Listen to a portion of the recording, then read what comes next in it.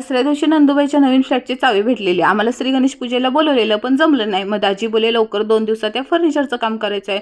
O by, एवढ्या मोठ्या उंच उंच इमारती, आतमध्ये गेलं तर आपोआप लाईटा चालू होतात, बाहेर आले की बंद होतात. कसं त्या लाईटवाल्याला कळतं? एका बिल्डिंगमध्ये 5-5 लिफ्टा लावलेल्या होत्या. टाडाडांग क्योंकि साहस भी कभी बहुती रिश्तो के नये, एवढंच गाणं येतं. पुढचं मला येत नाही, तुमचं तुम्ही पाठ करून घ्या. आपल्या बायकांचा अर्धा जीव तर किचनमध्येच असतो बघा, म्हणून पहिल्यांदा किचनमध्ये घुसलो. काय नवीन स्टाईलचा किचन होता. तिथला शेगडी एक नाही टुक टुक टुक करून चालू व्हायची, म्हणजे डायरेक्ट पाईपलाईनवाली असते ना तसली, म्हणजे सिलेंडरचा तापच नाही, वर आणा खाली न्या. परत आहे ना, आम्ही डायरेक्ट बेडरूममध्ये घुसलो. एवढ्या मोठ्या भल्या मोठ्या काचाच्या काचा, म्हणजे दिवसभर लाईट लावायची गरजच नाही. समोरचा व्ह्यू लय जबरदस्त दिसत होता. आता ते मोठ्या लोकांच्या फॅडा असतात का नाही, जिम, स्विमिंग पूल, क्लब हाऊस असलं काहीतरी बघा इथं तयार होणार आहे, म्हणजे अजून काम चालू आहे. हे बेडरूम मधला ना बाथरूम आहे.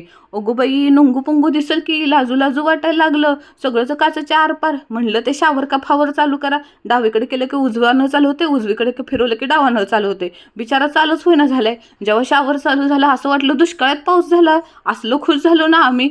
तवर बेसिनचं नळ चालू होईना झाले. आपण चाळे तर राहणार, आपल्याला काय हे कळतंय बाबा. हसून हसून पोटात दुखायला लागलं. हे आहे ना हॉलचा बाथरूम आहे. अयो, हिथनं डायरेक्ट आहे ना छोटीशी गॅलरी आहे. अहो बाथरूममध्ये पण लाईटा जबरदस्त लावल्यात, काळ्या निळ्या हिरव्या पिवळ्या. कशासाठी लावल्या असतील एवढ्या कलरवाल्या? रंगपंचमी खेळायची का? तिकडं बघा मस्तपैकी असं वॉशिंग बिशिंग ठेवायला जागा आहे, कपडे सुकत घालायला जागा आहे, म्हणजे बाहेर पसारा करायची गरज नाही. आता हॉलमध्ये आणि किचनमध्ये पार्टिशन करायचं, कारण का हॉल आणि किचन एकत्रच आहे. आता इकडे ना गॅलरीतनं हॉलच्या तिथनं परत जबरदस्त व्ह्यू. समोर आहे ना समुद्र पण दिसतोय आणि डोंगर पण दिसतोय.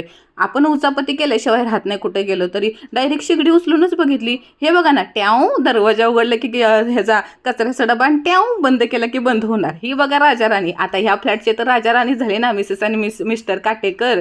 आता ना तिथे एक छोटूसा टीव्ही होता, म्हणजे बाहेर कोणी बेल वाजवली ना आपल्याला डायरेक्ट दिसणार, आपण त्याचा व्हिडिओ पण काढू शकतो. तोपर्यंत फर्निचरवाला आला बघा. 4-5 जणांना सांगितले, कोण 5 लाख 7 लाख असं बजेट सांगते. आता कुणाला देतं ते बघू. जाता जाता आमच्या गाडीचं टंगडच काढलं व पंक्चर झाली ना, लय उशीर झाला बघा.